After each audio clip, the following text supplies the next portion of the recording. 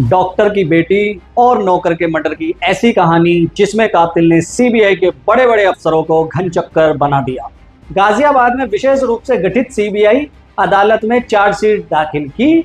Chargesheet में राजेश तलवार को आरोपी बनाया गया। सबूत के तौर पर सीबीआई ने कुछ चीजें लिखी जिसमें आरुषि की लाश को ढकने, उसके प्राइवेट पार्ट को साफ करने कोई दूसरा नहीं आएगा।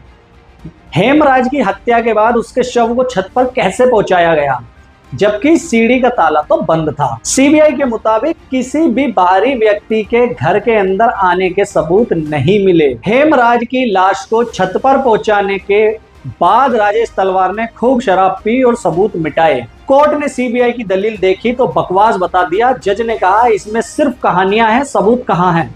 कोर्ट ने जो दलील दी उसे समझिए। हत्याकांड में प्रयोग की गई गोल्फ स्टिक और सर्जिकल ब्लेड कहां हैं?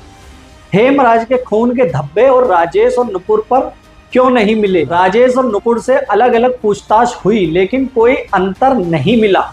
राजेश और नुपुर के नार्को टेस्ट में भी कुछ ऐसा नहीं मिला जिससे वह दोषी साबित हो। इलाहाबाद हाईकोर्ट की जस्टिस बीके नारायण और जस्टिस एके मिश्रा के खंडपीठ ने 16 अक्टूबर 2017 को सीबीआई के फैसले को पलट दिया। इस तरह राजेश तलवार और नुपुर बरी कर दिए गए, लेकिन इन्हें निर्दोष नहीं बताया गया बल्कि बेनिफिट ऑफ डाउट का फायदा मिल गया। यानी 100 दोषी छूट जाएं, एक निर्दोष को सजा नहीं होनी चाहिए।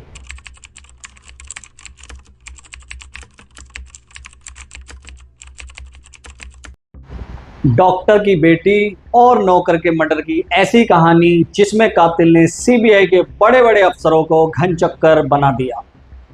नोएडा के सेक्टर 25 जलवायु विहार में जाने माने डेंटिस्ट राजेश तलवार रहते हैं थे। 15 मई 2008 की रात करीब 11 बजे उनके लैपटॉप में वाईफाई की दिक्कत हुई तो वह अपनी 14 साल की बेटी आरुषि के कमरे में चले गए। वहां रखे कंप्यूटर को खोला और कुछ मेल करने लगे। आरुषि उस दौरान चेतन भगत की 3 मिस्टेक्स ऑफ माय लाइफ पढ़ रही थी। आरुषि की मां नुपुर भी कुछ देर में आ गई और मां बेटी बात कर रहे थे और पिता ईमेल। कुछ देर बाद राजेश और नुपुर अपने कमरे में चले गए। इधर घर का नौकर हेमराज आरुषि के कमरे में चला गया। कुछ देर बाद किसी काम से अपने कमरे से बाहर निकले डॉक्टर तो देखा आरुषि के कमरे का दरवाजा थोड़ा सा खुला है। झांक कर देखा तो आरुषि और हेमराज आपत्तिजनक हालत में थे। राजेश गुस्से में लाल हो गए, भागकर किचन के बगल में रखी गोल्फ स्टिक को उठाकर लाए। कमरे का दरवाजा तेजी से खोला और हेमराज के सिर पर बहुत तेज वार किया। हेमराज का सिर फट गया। राजेश ने गोल्फ स्टिक से दोबारा वार किया। इस बार हेमराज बगल से हट गया। वार सीधे आरुषि के सिर में जाकर लगा। इसके बाद दूसरे कमरे से नुपुर तलवार भी आ गई। राजेश ने पूरी बात को बताई और फिर दोनों हेमराज की लाश को ठिकाने लगाने चले गए। मर्डर से अनजान बनने की कोशिश में लग गए। राजेश और नुपुर तलवार हेमराज की लाश को लेकर छत पर गए। वहां एक किनारे रख दिया, इसके ऊपर कूलर का ढक्कन रख दिया। राजेश को लगा कहीं हेमराज बच ना जाए, इसलिए वह नीचे जाता है और सर्जिकल ब्लेड लेकर आता है और हेमराज की गर्दन की नस काट देता है। नीचे आए तो आरुषि के गर्दन पर भी सर्जिकल ब्लेड से कट लगा दिया। इसके बाद दोनों ने कपड़े बदले और गोल्फ स्टिक और सर्जिकल ब्लेड को कार में रख फेंकने चले गए। वापस आए तो गेट में अंदर से ताला लगा दिया और सुबह होने का इंतजार करने लगे। हेमराज के अलावा भारती भी राजेश तलवार के घर पर नौकरी करती थी। वह रात में घर चली जाती थी। 16 मई की सुबह 6 बजे आई, गेट बंद था। 3-4 बार डोल बेल बजाई। नुपुर आंखें मलती हुई आई और बोली हेमराज नहीं है क्या? भारती बोली नहीं। आवाज के बाद भी वह बाहर नहीं आया। नुपुर ने गेट का ताला खोलने की कोशिश की पर उससे नहीं खुला। भारती को चाबी दे दी। भारती ने हाथ अंदर डालकर ताला खोला। भारती और नुपुर अंदर गए तो राजेश तलवार रोते हुए खड़े थे। नुपुर ने आरुषि की लाश देखी और जोर जोर से चिल्लाने लगी। भारती से कहा देखो भारती, हेमराज ने आरुषि को मार दिया। भारती की भी आंसू निकल आते हैं। वह रोते हुए पूछती है कि पड़ोसियों को बुलाऊं? नुपुर ने हाँ में सिर हिला दिया। राजेश तलवार ने पुलिस को सूचना देने से पहले अपने परिवार के लोगों को बुलाया। 9:50 के आसपास पुलिस आ जाती है। राजेश तलवार और नुपुर ने पुलिस के सामने हत्या के लिए पहला नाम हेमराज का लिया। हेमराज नेपाल का था, इसीलिए पुलिस का एक दल नेपाल निकल गया। यूपी पुलिस के फोटोग्राफर और फिंगर प्रिंटर चुन्नीलाल गौतम घटना स्थल पर 10 बजे पहुंचे और फोटो खींची, फिंगरप्रिंट निकाला, लेकिन जब उसका फाइनल प्रिंट निकला तो 24 में से 22 धुंधले थे। 23 फोटो नेगेटिव से मिले ही नहीं। हत्याकांड के अगले ही दिन पुलिस की जांच के लिए छत पर जाने लगी। सीढ़ी पर ताला बंद था, चाबी मांगी तो राजेश तलवार ने दी। ऊपर गए तो हेमराज की लाश देखकर सन्न रह गए।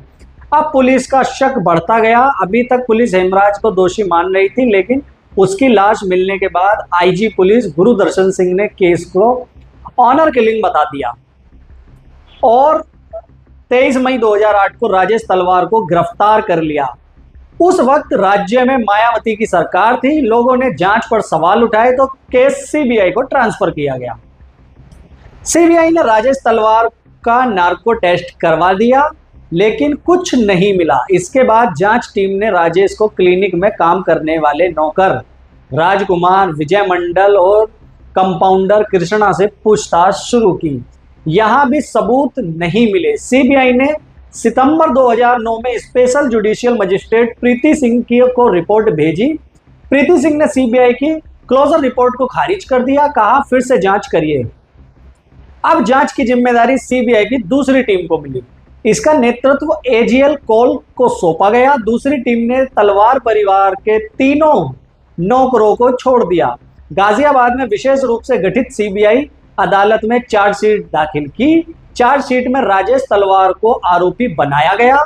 सबूत के तौर पर सीबीआई ने कुछ चीजें लिखी, जिसमें आरुषि की लाश को ढकने, उसके प्राइवेट पार्ट को साफ करने कोई दूसरा नहीं आएगा। हेमराज की हत्या के बाद उसके शव को छत पर कैसे पहुंचाया गया, जबकि सीढ़ी का ताला तो बंद था। सीबीआई के मुताबिक किसी भी बाहरी व्यक्ति के घर के अंदर आने के सबूत नहीं मिले। हेमराज की लाश को छत पर पहुंचाने के बाद राजेश तलवार ने खूब शराब पी और सबूत मिटाए। इन्हीं सबूतों के आधार पर 25 नवंबर 2013 को सीबीआई की विशेष अदालत ने राजेश तलवार और नुपुर तलवार को धारा 302(34) के तहत उम्र कैद की सजा सुनाई। इसके अलावा दोनों को सबूत मिटाने के लिए धारा 201 का दोषी पाया गया और 5-5 साल की सजा सुनाई। अदालत के अनुसार अब नुपुर और राजेश को पूरी उम्र जेल में रहना होगा। राजेश तलवार ने सीबीआई के फैसले को जनवरी 2014 में इलाहाबाद हाई कोर्ट में चुनौती दे दी। कोर्ट ने सीबीआई की दलील देखी तो बकवास बता दिया। जज ने कहा इसमें सिर्फ कहानियां हैं, सबूत कहां हैं। कोर्ट ने जो दलील दी उसे समझिए। हत्याकांड में प्रयोग की गई गोल्फ स्टिक और सर्जिकल ब्लेड कहां हैं? हेमराज के खून के धब्बे और राजेश और नुपुर पर क्यों नहीं मिले? राजेश और नुपुर से अलग अलग पूछताछ हुई, लेकिन कोई अंतर नहीं मिला। राजेश और नुपुर के नार्को टेस्ट में भी कुछ ऐसा नहीं मिला जिससे वह दोषी साबित हो। इलाहाबाद हाईकोर्ट की जस्टिस बीके नारायण और जस्टिस एके मिश्रा के खंडपीठ ने 16 अक्टूबर 2017 को सीबीआई के फैसले को पलट दिया। इस तरह राजेश तलवार और नुपुर बरी कर दिए गए, लेकिन इन्हें निर्दोष नहीं बताया गया, बल्कि बेनिफिट ऑफ डाउट का फायदा मिल गया। यानी 100 दोषी छूट जाएं, एक निर्दोष को सजा नहीं होनी चाहिए वाला नियम यहां लग गया। फैसला देखा तो गाजियाबाद की डासना जेल में बंद राजेश और नुपुर रो पड़े। नुपुर बोली अब हमें इंसाफ मिला है। इलाहाबाद हाई कोर्ट का फैसला सीबीआई को अपनी हार लगी। सीबीआई ने फैसले को सुप्रीम कोर्ट में चुनौती दे दी। यह पूरा मामला अपने आप में हाई प्रोफाइल ऐसा था जिसमें आज तक इतना बड़ा सस्पेंस बरकरार है। सारी चीजें हो जाने के बावजूद भी असल में ये नहीं पता लग पाया कि दोषी कौन है। सिर्फ एक थ्योरी है, थ्योरी के साथ ना कोई सबूत है, ना ही कुछ ऐसी चीजें मिली जिससे ये साबित हो कि डॉक्टर दंपति ही इसमें दोषी हैं। अगर वह दोषी नहीं है तो दोषी कौन है? यह पूरा केस अपने आप में बहुत बड़ा उस दौरान का हाई प्रोफाइल रहा और इसने सीबीआई तक को मतलब परेशान कर रख दिया। यह वह केस है।